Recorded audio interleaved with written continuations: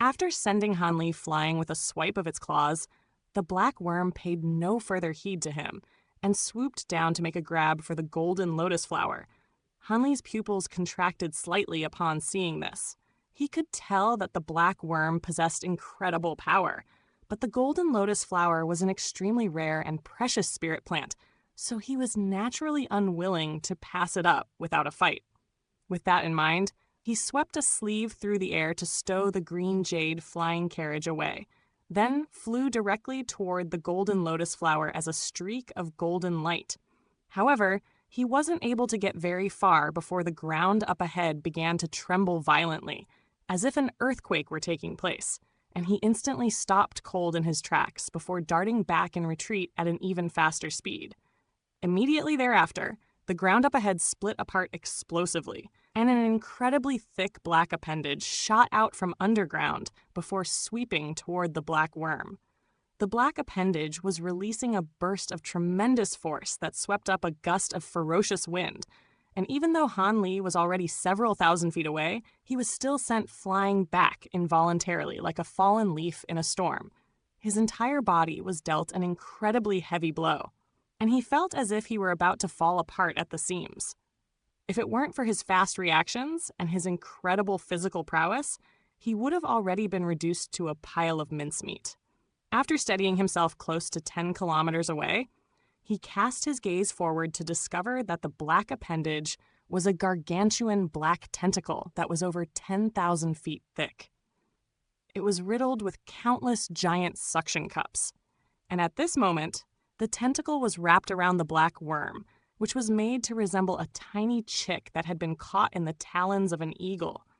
It was roaring and struggling with all its might, but its efforts to free itself were completely futile. Several more resounding booms rang out in succession, and a few more identical black tentacles erupted out of the nearby ground, before also wrapping themselves around the black worm.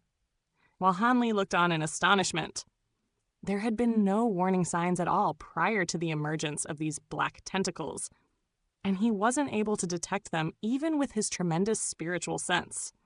The entire swamp began to tremble and sway as an enormous black figure slowly rose up from the ground behind Hanli. It was an unimaginably massive creature with a lizard-like upper body. It had a long and thin neck and a bright red crown of flesh on its head that resembled the comb of a rooster.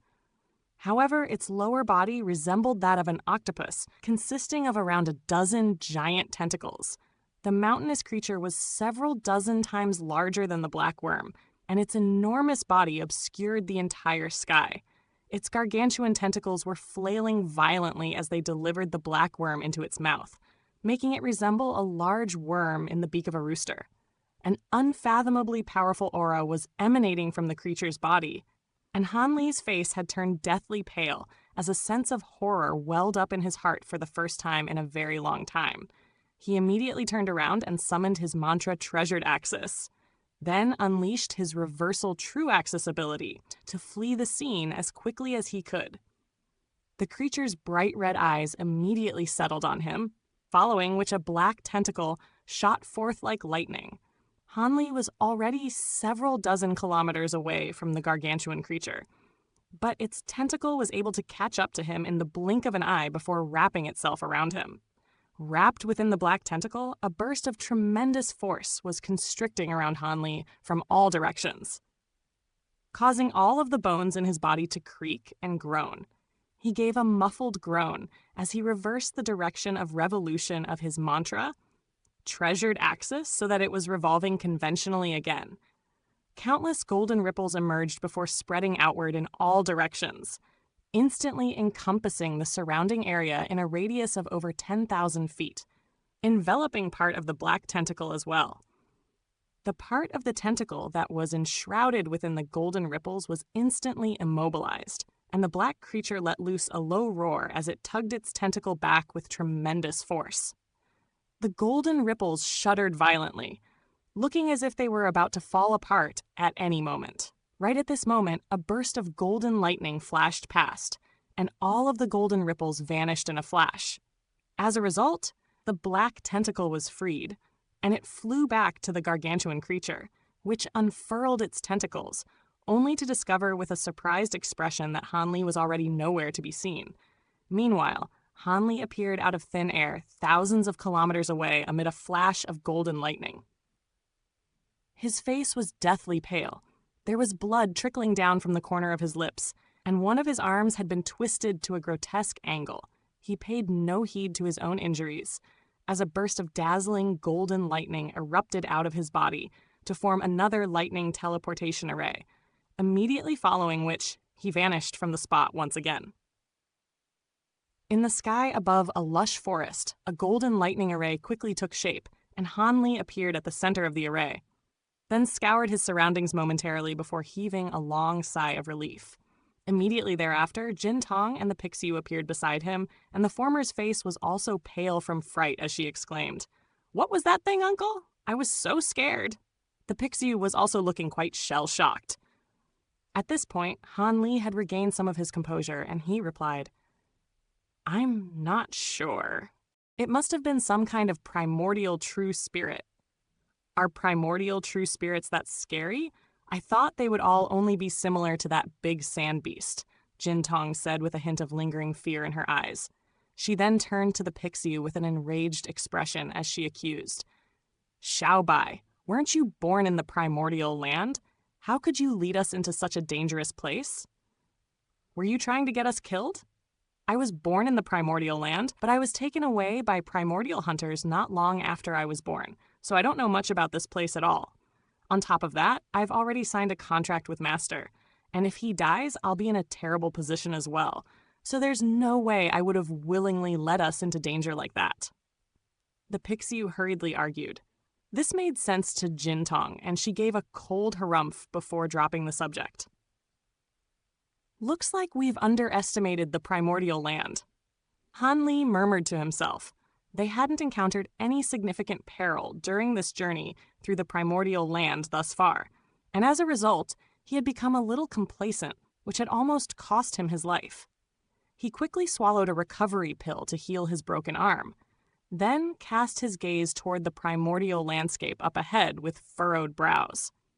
It hadn't been long since they entered the primordial land, yet they had already encountered such a fearsome creature, and there was no telling what other perils laid up ahead. "What do we do now, Uncle?" Jintong asked. Hanli made a hand seal to conjure up a projection of a map in midair, one that depicted the areas that they had previously passed through, as well as areas that appeared repeatedly in the maps that he had previously purchased. This was a map that he had put together by referencing the map given to him by Worm 3 and the ones that he had purchased from Primordial Origin City. "Let's go here," Hanli decided as he pointed at a hilly region on the map. "Bright Deer Hill." Jintong read aloud as she looked at the spot on the map that Hanalei was pointing at.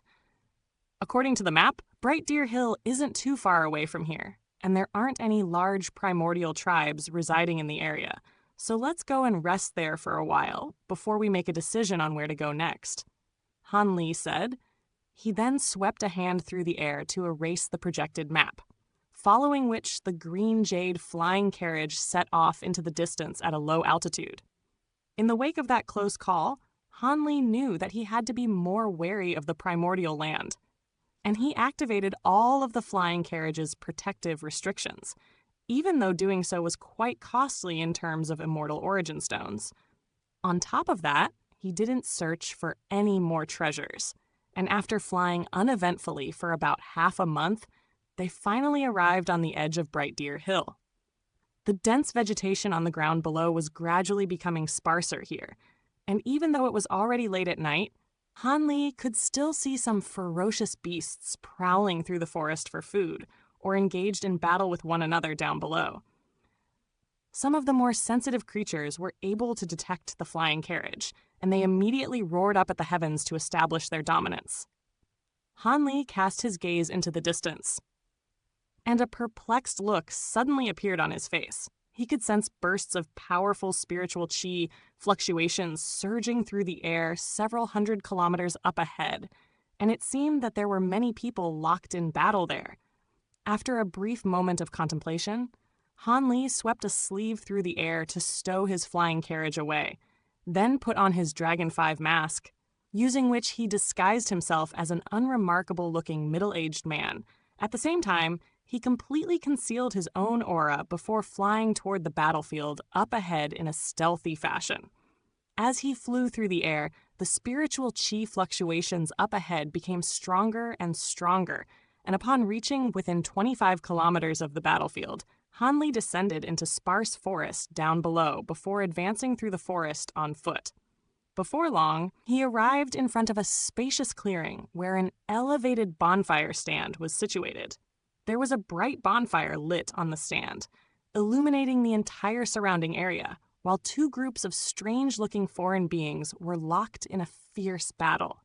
One of the camps of foreign beings were humanoid in appearance, but they were very tall and wiry with extremely long necks. Each of them was standing at around 10 feet tall, and their bodies were dark green in color. Furthermore, there were pairs of long white tusks protruding out of their mouths before curling away to the side. In contrast, their opponents were far more horrific in appearance.